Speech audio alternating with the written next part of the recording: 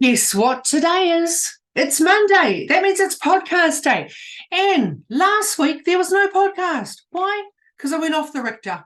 And this has inspired me to do this week's podcast, because if you are a perfectionist, tune on in. If you worry about getting things right all the time, tune on in, because this is one of the biggest lessons that I learned, well, I guess you could say last week. And it's probably one of those reoccurring things that show up in my life all the time. And it is about being perfect. And today, I wanted to share with you one of the quotes that I have right in front of my eyeballs every single day, right? So if you're not on YouTube right now, this says, practice makes permanent. Woo! Practice, practice, practice. And I wanted to share this with you because it was so significant to me. And I was just on the middle of a coaching call. And as I leaned over to look at this quote, I thought, I actually need a good reminder. And if I need a reminder, I'm going to do a podcast about it. Sounds like a bloody good day. I think we need. It's a damn good idea. So if, you do struggle with being a perfectionist, I feel you, I see you, and I've got solutions for you. I've got a great way to help you reframe so that you don't keep putting your life on hold when things don't go your way all the time. Because there's lots of things that happen when you're not perfect. It stops you taking action. Do you hear what I'm saying? So this is going to be a really awesome session for all of those people that are not living their best life right now, or maybe they think they're living their best life, but being a perfectionist is preventing them from taking action so that they're feeling either stuck in self-sabotage, procrastination, or they're living life by default as opposed to life by design because this perfectionist thing is overruling them. So let's move on. Today then is going to be about practice makes permanent. Practice makes permanent. Write that shit down. Be like me. Put it on a little post-it. Set it on your phone. Like, this is right here every day for me to look at, and I still forget it. Why? Because you're a perfectionist. I turned it upside down. I'm a recovering perfectionist. So I have this here to remind me that by being a perfectionist, I don't take as many risks as what I would want. Why? Because I'm scared of people judging me and not getting it right. So I won't take the action, which means I'm not moving forward, which means I'm stuck in a growth cycle, which is stagnant. And that's not going to be okay for you. It's not going to be okay for me. It's not going to be okay for you. So, Sam, let's talk about practice makes permanent.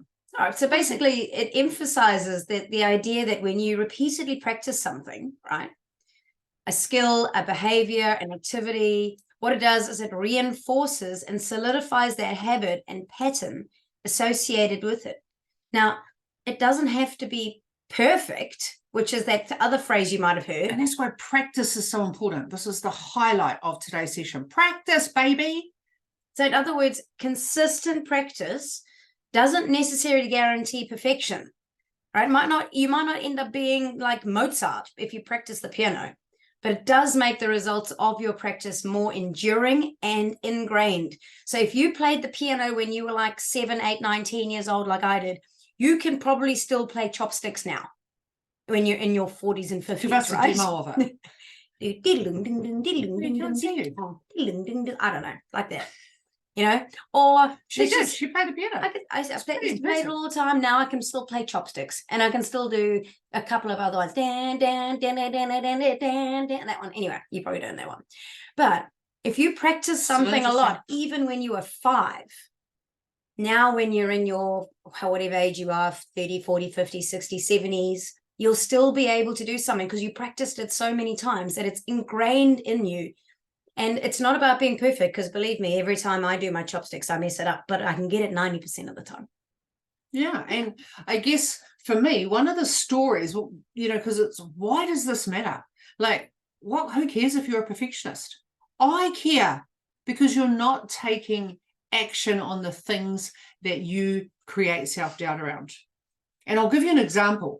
So every month I run a Crush It group, and my Crush It coaching group is all about everyone that wants to live life by design as opposed to life by default. So every month we have we have a monthly meeting where we do an inventory and we do the work in the room. We do our 10 success areas. And when we figure out what our inventory is for our 10 success areas, then we start aligning some goals. And then we do our habit tracker. Now, our habit tracker is about 3 goals, and it's about 8 to 10 habits that you want to make sure that you're ticking off every single day. Now, here's the thing, right? I've done mine, and today is the 3rd. Yep. Haven't marked it off, have I? Haven't marked it off. Now, we're talking about Friday, Saturday, Sunday. In fact, full transparency, I still have 3 empty boxes.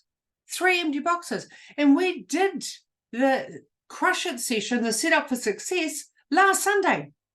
There's a part of me that came down and looked at this and thought, I've already failed. Now, if you're like me and you live in the perfectionist world, you may have the same type of language. I've already failed, so I'm not going to do it. It's not perfect, so I'm not going to do it. Unless I get it 100% right, I'm not even going to attempt it. That used to be me. Now, the way that I now think about my habit tracker is every single tick, right, is another step in the right direction. Every tick, it's another step in the right direction.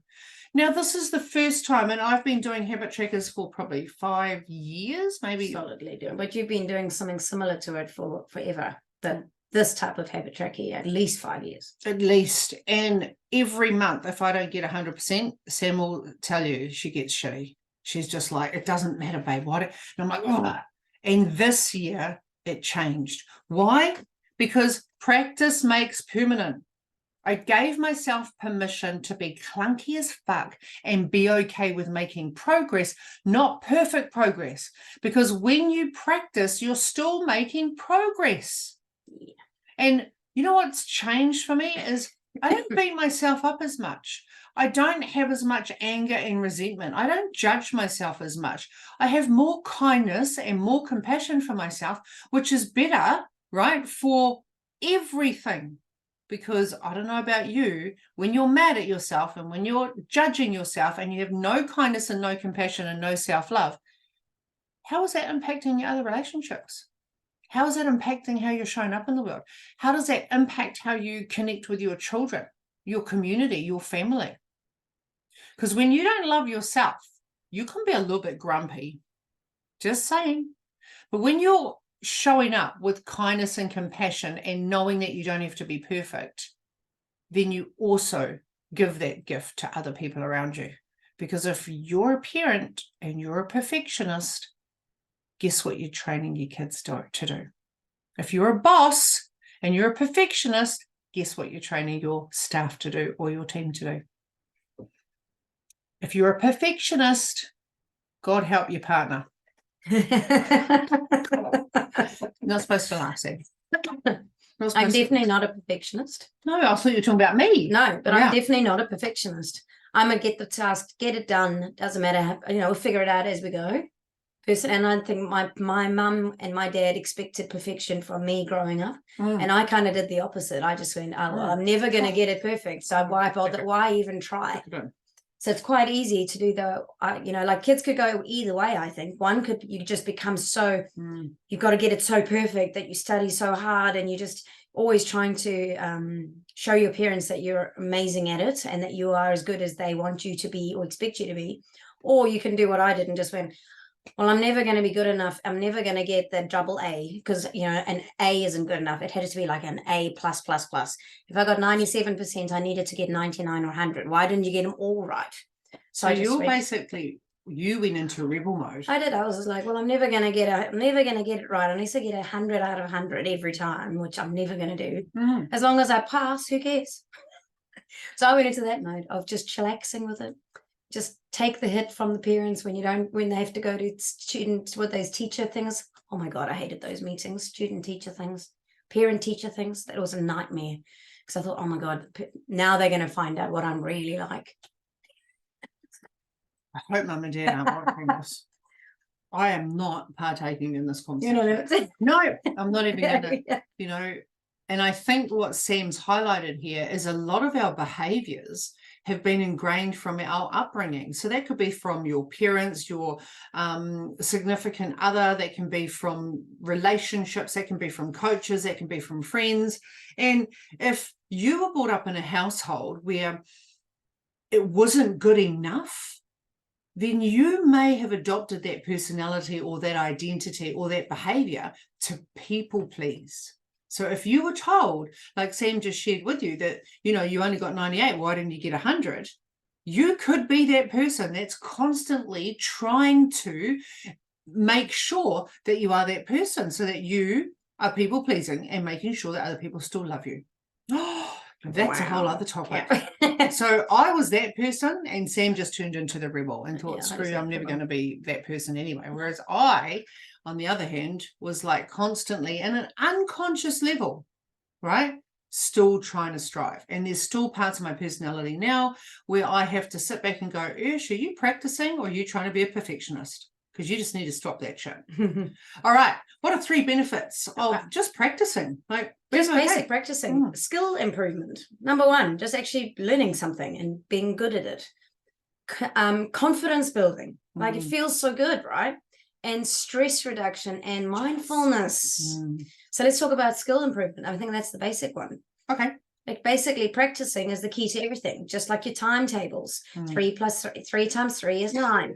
3 times 6 is whatever that one is, 18. I don't know. But, you know, like 1 times 5 is 5. 2 times 5 is 10. 3 times 5 is... You know, learning and practicing, it actually just makes you be able to do something. Did you practice your timetables? 3 6s, 7 8s. I got a 3 6s. What's 7 8s? 56. Oh, she's good. Or was it 54? No, I'm joking. I just wanted to check. So learning your timetables, it's you practiced it so much, you've now got a skill. You can do your times tables. Exactly the same with learning the alphabet. Yep, and sports, learning how to play a sport, learning how to read. Yeah. It's all just practice. And some things we put more effort into and we become good at it. Some things we become excellent at. But if you don't practice something, the chances that you're any good at it are pretty low, which is not going to help your confidence, which is another one. So regular practice boosts your self-confidence because you become really good at something, which is really good for your soul. And as you see your progress and your improvements over time, you just feel like, what an awesome sense of achievement. And like, I'm like, you come across confident too, like, you know your shit and you've practiced it enough so that you know that you are delivering to the best of your ability, as opposed to just doing it as a one-off. Like, what is it when you go to do something? Alarms are going off left, right, and center. When you go to do something for the first time and you're not confident, how do you feel? Like, you start to shut yourself down. You don't want to be seen. You feel like you're going to get judged. If you're not judging yourself, other people are going to judge you. Like Sam said, you're going to feel scared. A little bit scared, a bit worried. You don't want to actually do it, so you hesitate. All that kind of stuff. It's going to require you to constantly practice that skill before you get that confidence. Like, I don't know about you. There's a part of me that thinks I should just go out and do something once and then I should be the bomb at it. And if I'm not the bomb at it, I'm not going to go do it. Like that. And I'll give you an example. 10-pin bowling. Go out, do it once. Don't smash all those stupid Skittles. Stupid Skittles. Not playing again. Now, what makes you think that I should be the bomb at it? Because you've never done it in your entire life. And I'm thinking, it's just a ball and it's some Skittles. How hard can this be? Let me tell you, it's hard. So if I had to constantly go back and practice, I would have built my confidence instead of shutting down a skill that could have potentially given me more fun, more connection, more adventure. Oh, that was like a big of it. Wow. Oh, I know. Okay. It's like learning a language as well. Like, if you're trying to learn a language, like I was trying to upskill my German. And the more I practiced, the more confident I was getting, because I was actually getting it right while I was practicing. And you eventually get to a point where you can have a conversation with someone else, and you take baby steps as you practice things. And as you build more confidence, you feel like you can actually take that next step. So that's exciting. It's about growing, green and growing, not brown and rotting. So you've got to be able to, if you want to develop any skill in your life, you're going to have to practice. And I'm just going to give you an example. So my wife has never done any, before we had the business, right? She's never done any Facebook marketing. Now, I would say to her, babe, what are you doing with us? What would you say? What would your first response be? I don't know, never done this before. No, she would never say that. I don't understand this. And she would just nut, like in Sam's nutting. It's not Ursha's nutting, it's nutting. And she becomes reactive and she becomes resistant, right? And I'd say to her, babe, do we need to sign up for a course? Do we need to hire a coach? Do we need to get a mentor? No, I can do it on my own. I will figure it out by myself. That's my normal response. And I said to her, how many times in your life have you done Facebook marketing? Never. So you've never practiced it. And what part of you thinks that you should have your shit together and know all the answers when you've never done any training, you've never been coached through it, you've never Googled it on YouTube, you just expect to have all the answers? And she's like, yes. That's an example. Everything is figure outable. Yeah. So where in your life are you stopping yourself moving forward because you're reactive and resistant to developing a skill by being, what was the word that we just said? Consistent. Like actually implementing it. You know what I mean? Like you have to practice this. You can't just expect to be an expert at every damn area of your life. Like, as I said to you, I could knock over the Skittles. Sam was struggling to do Facebook marketing.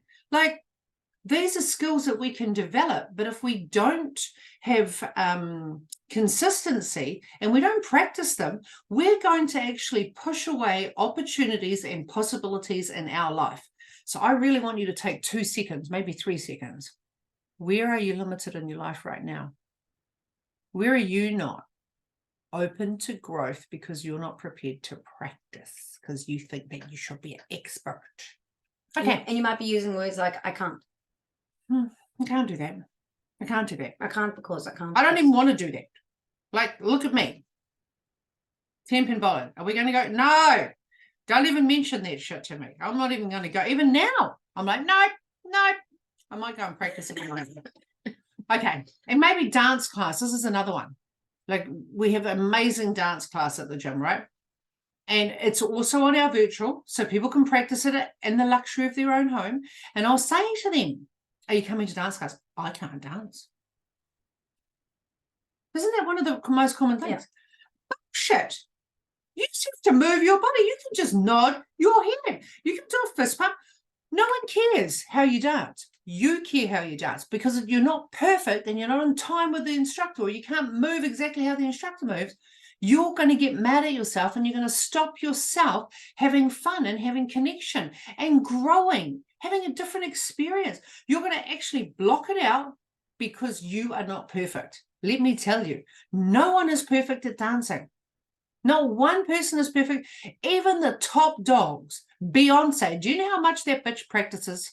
Like, that girl is just practice. And people just think she can get up there and bust her moves.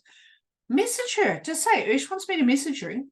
Right? How many hours have you put into that skill of dancing? Because I bet you she didn't just do it once and say, I'm not doing it anymore. Okay, moving on. Very well done. That was good. Yeah, I thought so. Yeah. All right. And the third benefit of it is stress reduction and mindfulness. Now, this is really your this is Ursha's thing, in doing repetitive, focused practices such as meditation, doing yoga, doing deep breathing exercises. Yeah. So like Ursh every single day, well, 90% of the time does deep breathing exercises, Wim Hof breathing, meditation, taking part in classes and like yoga. Was breath work when we first started 3 or 4 years ago. Like, my mouth used to go super dry. My head was like, it was crazy hard. Just holding your breath was hard. And I hated it. Like, I was like, oof. This reminds me. We trained for insanity. When we were in America, we're on our honeymoon. I know, weird. Honeymoon. We went back to LA. We were in Mexico, in Cancun, and this opportunity came up for us to go and do insanity with a master trainer in LA. So we shot over to LA and thought, we're going to do a class. It wasn't insanity. It was PIO. Oh my gosh. PIO, which is a combination of Pilates and yoga, basically. And I did the class And I was grumpy. Right? Just did it because I loved the master trainer. She was awesome. Teresa was fantastic. And so I'd done all of the other classes, like, yep, let's get certified in PIO. And then I did half the class. I did 3 tracks. Now, I want you to put this in context. I am qualified in 15 different aerobic classes. 15, right? So this is just another one to add onto my belt, right? Done. No. 15. I've taught over 20,000 aerobic classes. Go into PIO. I walked off the floor. Why? Because I didn't have it perfect. I didn't have the flexibility. I didn't have the range of motion. It was hard. I couldn't get it. Oh my God, I was so angry. And like Sam's like, babe, are you okay? Well, what do you think? And all I'm not even in the training to become a qualified PIO instructor. I'm just a participant. But because I wasn't perfect and I didn't get it the first time, got mad. I'm not going to do that. We ended up getting certified in it, didn't we? We did. But trust me, this was a challenge. So if you are like me, then I want you to get this. I feel you when I see you, sister. We mess stuff up all the time, and it's okay. It's okay that we are not okay. I get really resistant and really reactive when I'm not perfect at stuff, right? And it's the same when we went to Dallas and we did Tabata boot camp. Oh, yeah. And then I had to do this stuff on the ball. I was like, oof.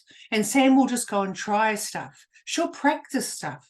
Whereas I'm the type of person that likes to watch it and then I go home and practice in private and then I'll come back. Are you like me or are you like Sam? Because this is perfectionist and this is Sam rebel. See, this doesn't get because this is really important. So even though I'm aware, right, that I am a perfectionist, gosh, I'm sticking on my top. Even though I'm aware that I'm a perfectionist, I still mess it up and I'm still getting better each day and I'm still reactive and I'm still missing possibilities and opportunity. But the awareness has meant that I'm reducing my stress and I'm more mindful. Just knowing this.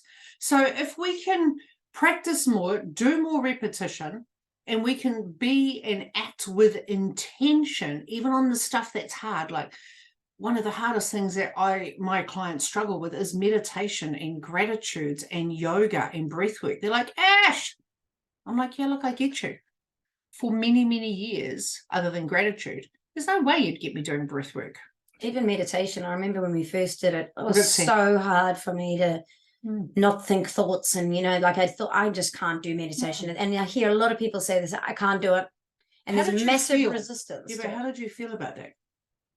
About what? Not being able to so-called do meditation. Oh, I just feel like I was useless. So it's like, there's no point in doing it because I suck at this. I'm not doing it. So that was that. And maybe you can relate to Sam's emotions. Like she just said, I suck at this and I can't do this. She's never meditated in her whole freaking life. Like her whole life. She lives in Zen life, right? But she hasn't done it. So because she hadn't consistently practiced it, right? It was foreign to her. So she had resistance. So it was challenging. It was extremely challenging. And like I've done years of meditation. I love to do my meditation. Love it. There's nothing more exciting for me than like that's a reward for me. For Sam, when we did it, it was like a punishment. It was terrible. It was so hard. But after a couple of weeks, we did it every single day. We did practice. And we practiced every single day. It was 20 minutes every single day. And we just find a time and we sit down and we go and do or lie down or whatever. And we just do our meditation. And then it became so much easier. And then the time went so fast. Whereas originally it felt like every second was took 10 seconds. And I thought, oh my God, how far are we? Oh my God, in 3 minutes, another 17 minutes to go. Okay, don't think thoughts. And I used to go on my head, don't think anything, just let it go. Just let it go. Oh, no, don't think. It stressed me right out. And then after 2 weeks, I could actually disconnect from too much thinking and just be present. It took a lot of practice, and now it's harder again because I haven't been practicing my meditations as much. Like you think about, like even now when I do Wim Hof or I do Joe Dispenza in the morning, I would normally go, babe, do you want me to put my headphones on? She'll be like, no, We can just do it together. Hmm. Like, that's taken a long time. So there's not the resistance or the judgment of self. She has more kindness and compassion for herself now. Not about getting it perfect, not about doing exactly what I do, doing what Sam does best, which is show up as Sam, not show up as Ush, not show up as how other people expect her to show up. So her meditation is not the same as mine, just like it's not the same as yours. All right. So, Now, and what does Bruce Lee say? I like this his is quote. a cool quote. Bruce Lee said, "I fear not the man who has practiced 10,000 kicks once. But I fear the man who has practiced one kick 10,000 times." Love it. Love it. We love that quote. Love it. Love it. Go, Bruce Lee. I like the Ziggy Ziglar one as well. He said, "You don't have to be great to start." But you have to start to be great. That's right. You just have to start like one step. Like no basketball athlete, like, you know. No athlete, full stop. No athlete, but I'm just thinking about how many times has Michael Jordan practiced the same shot, the same shot, the same shot. He did not get to be one of the world's greats by winging it. He didn't just walk on the court. Like he got suddenly up dunk every time. 30 minutes before everyone. He was at the gym at 4:30 every single morning when everyone else is maybe still getting home from the bar, maybe still sleeping. Like, that's how dedicated he was to practicing. Isn't that cool? All right. So how can you take action? Okay. So we're going to keep this brief. Number one. Set a clear goal. No, but you've got to take imperfect action. Okay. I've got to tell them that because everyone thinks that you've got to take action. No, sister, you've got to take imperfect action and apply behavioral flexibility. Be okay to be clunky as fuck. Be okay. Because any action is better than no fucking action. We need to say that again. You want me to swear? Any action is better than no fucking action. Is that okay, Rebel? Was that okay? All right. So how do we do this and why does it matter? Okay, so first thing we're going to do is we're going to set a goal. Because by having a goal, at least you know what you're aiming for. You know what direction you want to go in and you know what the outcome needs to be. Yeah, and it gives you purpose and meaning. Yeah. All right, number two. You've got to break it down. Divide your goal into small, manageable little tasks, step by step, rather than just aiming for something right at the end. What are the little things that you need to do to get there? Little steps make the big steps possible. So don't be like Ursh and aim so high that you set yourself up to failure. That's another big thing that I like to do. I used to do in the past. Number three, accept imperfection. Which is what, I didn't know it was a third step. Understand that perfection is often an unattainable standard. That's the thing. It's unattainable. There's no such thing as perfect. Even something that's perfect, I bet you'll find something wrong with it, right? Mm. So embrace the idea that taking action, even with flaws, is better than taking no action at all. Oh, that's my favorite. Number four. Prioritize action. You've got to prioritize action. Shift your focus from getting everything perfect to constantly taking action. And when I say action, who cares if it's imperfect? So don't wait for the perfect plan or the perfect conditions. Start with what you have and know that you will make progress every single day by taking one action step. That's what Tony Robbins says. Good enough for him, good enough for you and us. Yeah. The other thing, now number five, start small. You and you. Yes. Start small. Begin with little steps, low risk actions, things that are not going to bankrupt you or something. Just take the little steps. It's intimidating, isn't it? Like it's less threatening. So if you're just allowing yourself to take those baby steps, you're going to build your confidence as opposed to like, maybe I should have aimed for a couple of Skittles instead of thinking that I could get a slam dunk in one. Right? Maybe I should just aim to get the ball in the middle of that thing instead of rolling it to the sides. If I had aimed there instead of having an expectation, an unrealistic expectation, I might add, I wouldn't have set myself up to fail. Number six, learn and adjust. Right, as you take action, pay attention to the outcomes and the feedback that you're getting. And then learn from both your successes and from the failures. And this way you'll be able to be open to making the adjustments and improving on things along the way. So that you don't go, it's like being on track, or if you realize you're getting off track, instead of continuing in that direction and not sort of realigning it, if you're not actually looking and adjusting and learning along the way, you might end up over here when you're aiming for there. So here's a question. how are you with feedback? Because if you don't like feedback, there's a part of you that's a perfectionist. And we should actually do one. I should write that down. We should give you a formula for feedback. Okay. Number 7, practice I'm patience. not even going to worry about that one. All right, so just understand the process may take a little longer than you think. It might be quicker, but it might take more time. Be patient with yourself. Be patient with the process. And consistency over time is often more important than the immediate perfection. Now, consistency over time is more important than immediate perfection. If you don't write anything down, write that down, because that is gold. Oh, gold. I need that. I think you should change this one and put that on my wall. You want that one as well? Yeah. Okay, I'll get that for you. Then you want to seek support. So don't be afraid to seek advice, get guidance, get a coach. Get some support from someone. Like, it's important. Like, get someone that can break this down and help you understand why this is a pattern or why this is a behavior. That's what I had to do. I had to, like, why is this so important to me? And once I understood it, I was able to let part of my perfection go. All right. Okay. Celebrate.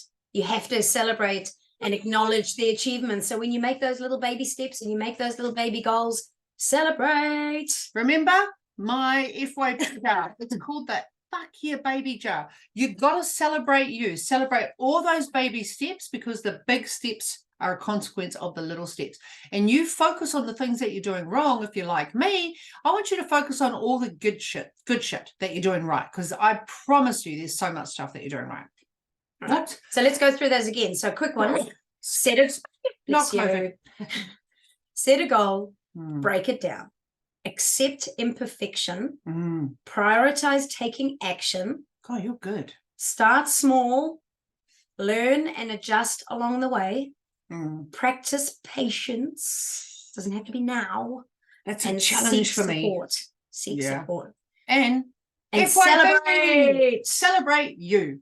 And remember that taking perfect or imperfect action is a skill. Yeah. And you can develop this over time. With practice. Love that. And the more you practice it, the more comfortable you become with the idea of embracing imperfection and making progress despite it. Ultimately, it's about you moving forward and learning along the way. Because remember, if you don't learn, you don't grow. And if you're not green and growing, you are brown and rotting. So there you have it. That is our lesson for today. And we actually thought this was going to be a quick super. It's never quick. There's too much to share. There is too much to share, but we do like to add as much value as we can. So practice makes permanent. That's what we've got for you today. We would love to know if you are a perfectionist and this landed for you today. And what did you specifically love about today? Like, what is it that you loved about today? We would love to hear that. Leave us the comments in the YouTube comments. And if you're not subscribed, you best be subscribed, because... And you've got to hit the bell. You've got to hit the bell as well, so that you get notified when we upload a new podcast, because you might get to Monday morning and forget, because, you went into crazyville Monday morning mode. So if you not only subscribe, but hit that little bell, you're going to get notified that you've got a new podcast to listen to on Monday morning on your way to work. Go out there and sprinkle some magic on someone, because you don't know who needs your magic this week. Until next week, everybody, go out there, be amazing, just be freaking awesome, because I know you are. If you loved this episode today, like if you loved it, even if you just liked it a little bit, that would help. We would love to ask you a huge favor. Can you please, a million times, please, subscribe to our channel? Push the button below. Just push it now before you forget. Just go push it. You can do it. Because not only will you never miss an episode ever again, never. You'll always be there, but then you'll also help other people find us, because the more people that watch us, the more people that will get our message, and then more people will be part of our podcast. Wouldn't that be awesome? And we can't not see you and hear you every week, can we? We just can't. So just do it. Just do it. Just push the button. Eat the frog. Do it now. It's right down there. Go do it for us. That'll be like the best present you could ever give us. Thank you. Bye.